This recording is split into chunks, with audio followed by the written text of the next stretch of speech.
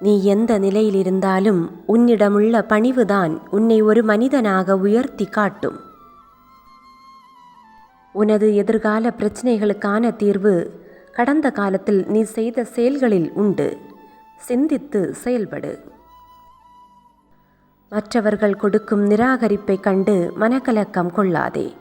சாதிக்க நினைப்பவன் முதலில் நிராகரிக்கத்தான் படுவான். ஏனெனில் அவனுடைய வலிமையை அவனுக்கு உணர்த்துவதற்காக. சிந்தித்து செயல்படுங்கள். இந்த நிலையும் நிச்சயம் மாறும். உங்களது ஒவ்வொரு கண்ணீர் துளிகளுக்கு பின்னாலும் நிச்சயம் ஒரு பலன் உண்டு. எனவே நம்பிக்கையுடன் முன்னேறி சென்று கொண்டிருங்கள். காற்றில் பறக்கும் ஒரு வஸ்திரமானது எவ்வாறு காற்றிற்கு ஏற்ப தன் திசையை மாற்றுமோ அவ்வாறு வாழாதீர்கள். ஏனெனில் வஸ்திரமானது ஏதோ ஒரு முட்செடியில் சிக்கி பறக்க இயலாமல் கிழிந்துவிடும். செயலும் அதற்கான விளைவும் என்று நம்முடையது.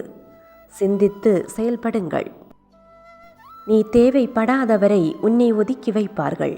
உன் தேவை வேண்டுமெனில் உடனே உன் புகழ் பாடுவார்கள். அதில் நீ மயங்காதே.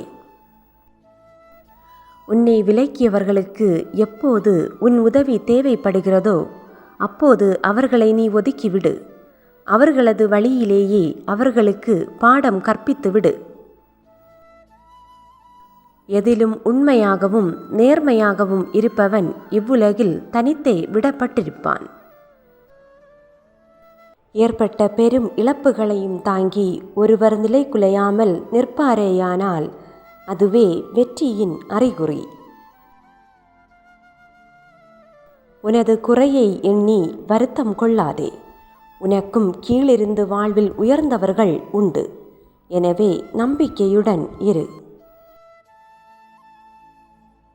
நாம் இல்லாத ஒரு இடத்தில் கூட நமக்கு மரியாதை கிடைக்குமானால் அதுவே நாம் வாழ்ந்ததற்கான அடையாளமாகும்.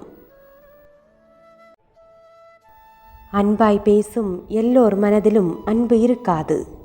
ஆனால் உரிமையோடு சண்டை போட்டு கோபப்படுகிறவர்களின் மனதில் அழகான அன்பு அழியாமல் இருக்கும்.